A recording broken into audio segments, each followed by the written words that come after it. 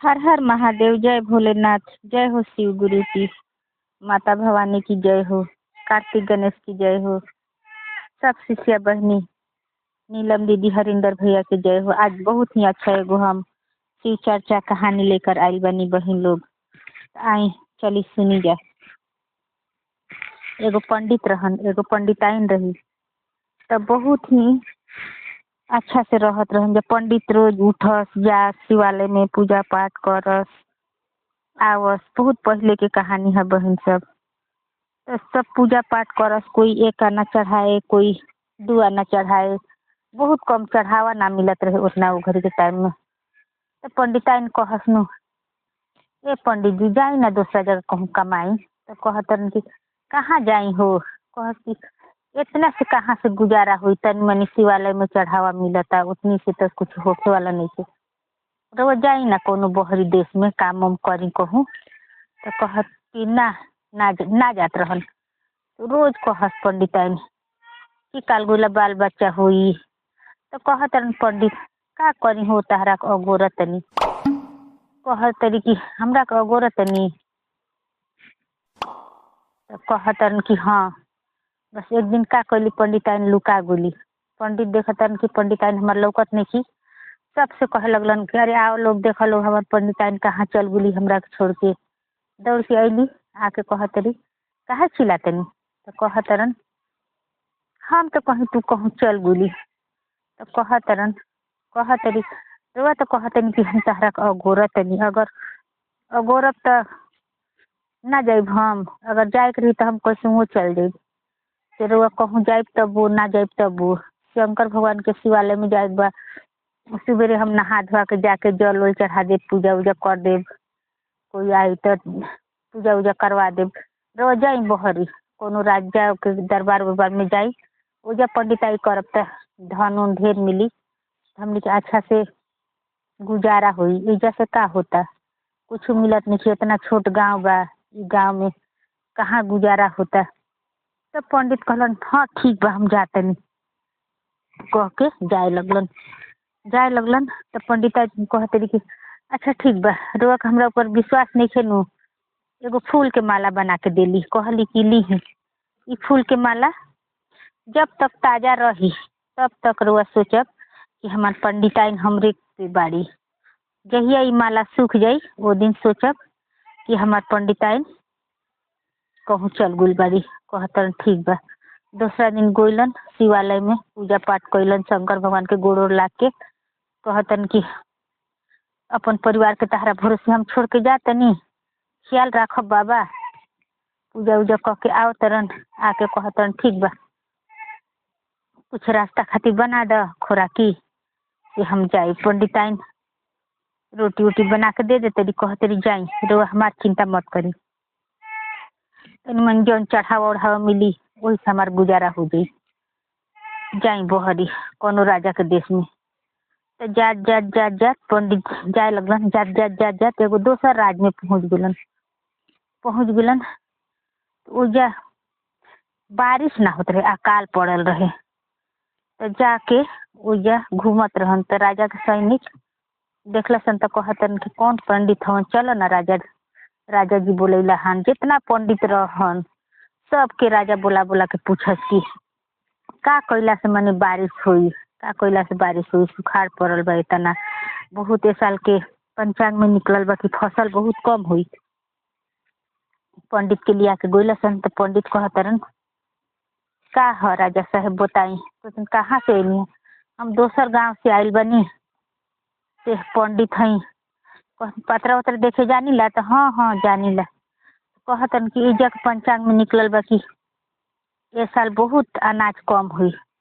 रोआ देख के बताई पानी उनी होई अकाले रही। कहतन ना बारिश होई, पानी उनी होई अकाले ना रही। कहतन कि ई तो ठीके निकलल बा कि 1 बीघा में सिर्फ 1 टोकरी धान निकली। तो कहलन राजा साहब इतना धान निकली प्रजा तो भूखे रह दिहन, कैसी हुई तब। तो कहलन पंचांग के हिसाब से तो 1 टोकरी तो दिहन न भगवान। का करी जा, खूब माटी में जबरा खुनवा दी जा गढ़ा, ओकरे ऊपर टोकरी के पेना काट के आ रखवा दी। नीचे से धान हो जाई, लिया के भरत कर, जब नीचे के भरी तबे न ऊपर भरी। एक टोकरी में बहुत धान हो जाई, उतना तो भगवान दिहन नु। तो राजा कहन ठीक बा। सब जगह धान लागल, धान भइला के बाद का कैलन, उसी भुजबरा खोनवैलन राजा। खोनवा के अपन सैनिक के कहलन कि इसमें खोनसन और यही में लिया के धान डालसन। नीचे के जब भुजबरा भरी तबे न ऊपर के भरी। वही तरह करते करते बहुत ज्यादा धान हो गई।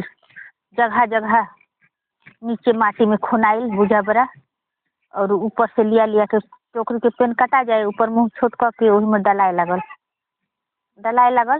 तब भरल सब। तो राजा बाद में निकलवेलन तो बहुत धान हो गई। कहत नहीं तो बहुत ज्ञानी पंडित बाड़न। एजे रही रुआ, एजे पतरा उतरा देखब बताई। पंडित उजे रह लगलन राजा के दरबार में। तो राजा एक दिन कहतरन, ए पंडित जी एगो बात पूछी। तो कहलन हाँ पूछी। कहतन फुलवा के मलवा रोज कोई पहिरा के बना के देवेला। कहलन ना ना, कोई ना पहिरा के देवेला, हमार पत्नी हमरा पहिरा के दे भेजले बाड़ी, हमार सुरक्षा खातिर, अपन सुरक्षा खातिर। कहतरन इतना दिन से आयल बानी, फूल के माला वही तरी ताजा के तजे बा।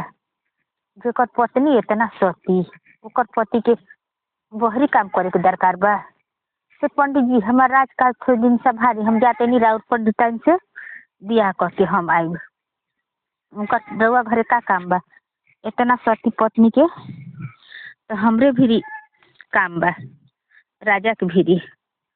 पंडित अब का कहस, डेराए लगलन। कहतन कि अब तो देखा ना पहल को भी आयल हो गई। अब पंडित राजा कहतन कि हमार पत्नी से शादी करी हन। अब तो हम कुछ बोलहू नहीं कि सकत, मनवा में सोच लेलन, सोच के कुछ ना बोलन। कहलन कि अपन एड्रेस पता दी हमरा के। तो का कहलन, अब पंडित जी के तो बता ही के पड़ी, राजा के सामने उनकर थोड़े चली। तो बता दिलन कि हाँ है जगह पे हमार परिवार बा, घर बा। राजा अइलन, घोड़ा पे सवार हुइलन, अइलन गाँव में आके पंडिताइन के घर पूछलन। पूछ के पंडिताइन के घर अइलन। आके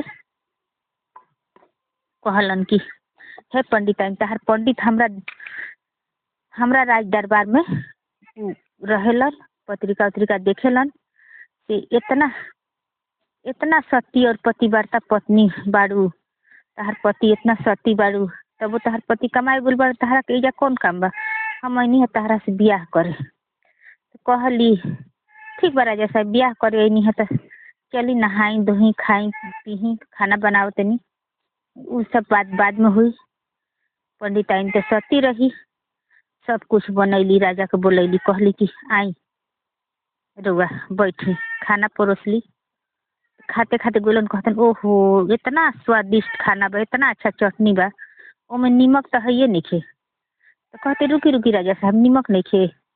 बस का कैली, अपन मुँहवा में से लगा के थूकवा चटनिया में लगा के मिला दिली। कहती अब खाई, अब तक नीमक हो जाई। तो कहतन अरे अरे ई का कर दिलू, ई तो जूठा कर दिलू तू, एमे थूक मिला दिलू, तारा हम जूठा कैसे खाई। तो कहते अरे मूर्ख राजा, ये चटनिया जूठा लौकता, हमू तो पंडित के जूठ हई और एगो कोनो पंडित के मेहरारू हई, और तू आप का सोच के नहीं हमरा शादी करे, ये चटनिया जूठ हो गई तो हम कौन सा निरौठ बनी, हमू तो जूठे बनी।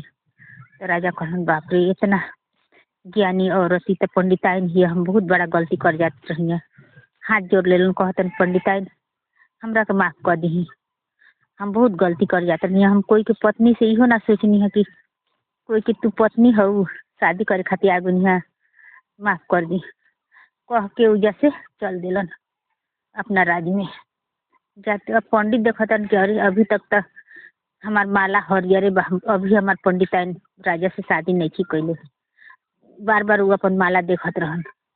तब तक राजा पहुंच गेलन। कहतरन जेकर पत्नी इतना धर्मात्मा, इतना पतिव्रता, उ आदमी के एजा रह के पंडिताई कैला के कोनो जरूरी नहीं थे। बहुत धन संपत्ति पंडित के दिलन। कहलन जाई अपना घरे, और जब जब दरकार पड़ी हम रउआ के बुलावत रहब, और दान दक्षिणा सब देते रहब। दूसरा जगह रउआ कुछ कैला के जरूरी नहीं थे, ये आवते रहब रउआ, हम रउआ के देहत रहब, और रउआ अपन परिवार चलाए खातिर जाई अपना पत्नी के पास कह के राजा पंडित के छुट्टी दे दिलन और बहुत सारा धन देलन। अपन सिपाही एक साथे भेजलन, कहलन जासन पहुँचा दिहसन। पंडित खुशी खुशी अलन सारा धन लेके, और पंडिताइनो बहुत खुश होली। कहली कि आप कैसी जा सोचनी है कि हम राजा से शादी कर ले, अब हम एगो पतिव्रता स्त्री हैं, कभी ना ऐसी हुई। राजा पंडित कहतन कि ना ना हमार तन की मन में शंका हो गई रहला, वैसे हम ऐसी सोचनी है। और दोनों प्राणी मिलके अच्छा से रहे लगलन जा। जब भी उनका कुछ कमी होके राजा के दरबार में जास, पतरा उतरा देखस, उनका राजा बहुत धन उन देहस और लेके आ जास अपन घरे, और खूब अच्छा से रहे लगलन जा और अपन जीवन चलाए लगलन जा बहुत ही प्यार से। पंडित के भी दुख भाग गइल, राजा भी समझ गुलन। तब बहन लोग इतने आज के शिव चर्चा कहानी इतने तक रहला। अगर पसंद आई तो लाइक शेयर सब्सक्राइब जरूर से करब जा। और एगो बहुत सुंदर शिव चर्चा का लेके आई हम बहुत जल्दी। तब तक के खातिर धन्यवाद।